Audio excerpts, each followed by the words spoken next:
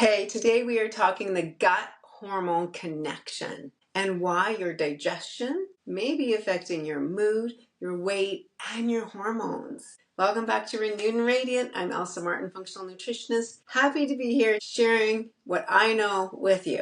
Let me ask you something. Have you ever noticed that when your digestion feels off, like just everything feels off, you're more bloated, more tired, more irritable, more anxious, and maybe you've thought, what's my gut have to do with my hormones or my anxiety? Well, everything.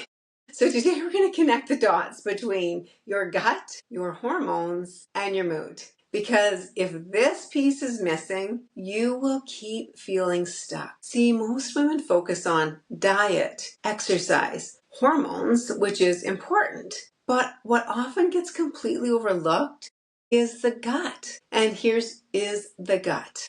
And here's the truth. You cannot fully balance your hormones if your gut is off, because your gut is responsible for your hormone metabolism, your nutrient absorption, and even inflammation levels, plus your neurotransmitter production. So if your gut is struggling, basically everything downstream is affected by that. Let's talk about your gut and your mood, because this is where most women are shocked. Did you know that about 90% of your serotonin is produced in your gut? Serotonin is the mood stabilizer. It's the feel-good chemical. It's basically your anti-anxiety support. So if your gut is inflamed or imbalanced, your serotonin production is absolutely affected. And this shows up as anxiety, low mood, irritability, that off feeling that you just can't explain. And this is why you can feel anxious even when nothing seems to be wrong in your life. So now let's talk gut and your hormones. Your gut plays a major role in estrogen balance. There's something called the estrobolome. This is a group of bacteria in your gut that specifically helps regulate your estrogen. So when your gut is healthy, estrogen is properly processed and eliminated the way it's supposed to be. But when your gut is off, estrogen can get recirculated into the body, which can lead estrogen dominance. Now, this can have serious effects. It can literally damage DNA inside your body, as well as PMS, breast tenderness, bloating, mood swings, weight gain. So you can be doing all the things right, but if your gut isn't clearing out the hormones properly, you stay stuck. So let's talk about the signs that your gut may be affecting your hormones. Here's what I want you to start noticing. Are you having bloating after your meals? Do you have gas or digestive discomfort? And how about your bowel movements? Do you have constipation or diarrhea or irregular bowel movements? Do you find that you feel worse after you eat certain foods? Do you have brain fog or skin issues is also a big one that people don't make the connection? Or hormone symptoms that you just can't seem to resolve? Because these are not random. These are signs that your body is trying to reveal to you. And a big one, if your anxiety and digestion fluctuate together, hey, that is a big clue. So let's talk about why this happens and why does the gut get off in the first place? Well, some common reasons why the gut microbiome can be thrown off: antibiotics, even if it was years ago. Chronic stress is a big one. A poor diet quality, so eating lots of processed sugar, highly processed foods. Not getting enough fiber also will affect your gut microbiome. And also eating too fast or not having proper digestion. Like we've talked about so many times before, stress leads to cortisol spikes. Cortisol is your stress hormone. That impacts your gut. Hormones have a big impact on your gut, and your gut impacts your hormones.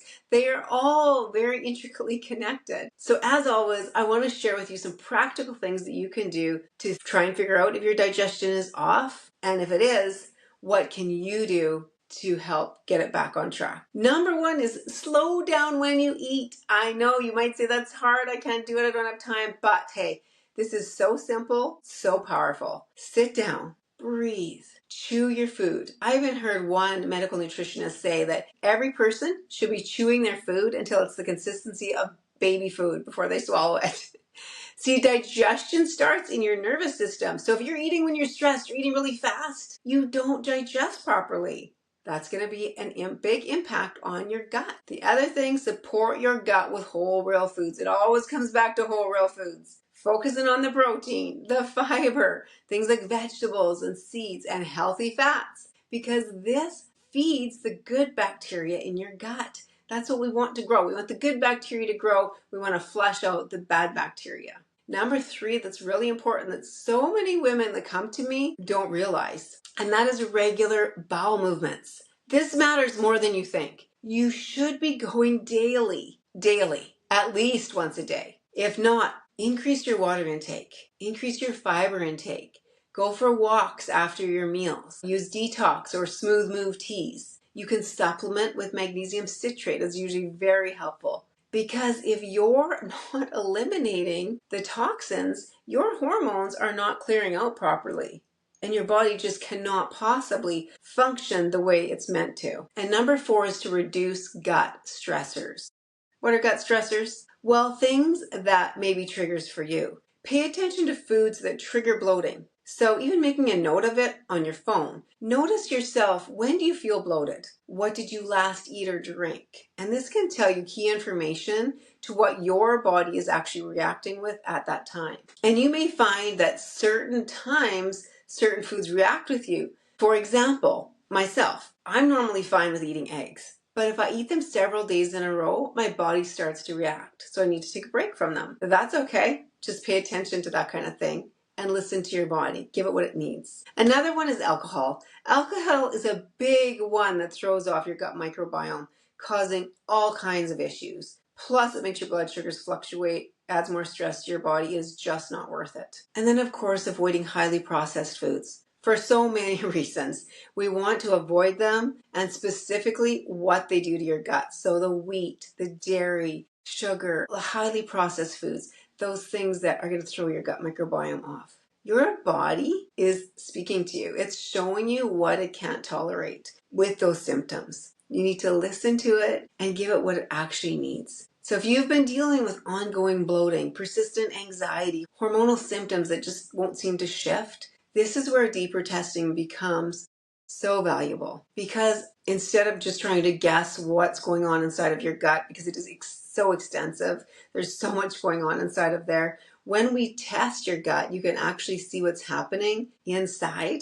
And my gut Zoomer testing is fascinating. You do it right from home and you send it directly to the lab. That is so much better than going in somewhere and doing any other kind of testing for the gut. And then you can fix it properly because you know exactly what is off. So again, please remember, your body is not working against you. It's just communicating with you. And your gut is one of the loudest messengers. But when you start supporting it properly, everything else becomes easier. Your hormones, your mood, and your energy. Once again, if this episode connected some dots for you, would you please leave a review, comment, subscribe, share it with a friend that you think might enjoy hearing it. And if you're ready to stop guessing and actually understand what is going on inside of your body, that is exactly what I help women do. Message me for info on my hormone and gut testing. I'd be happy to help you out, because you don't have to stay stuck feeling off. It's your time to feel amazing, to love how you look, and to design a life you love.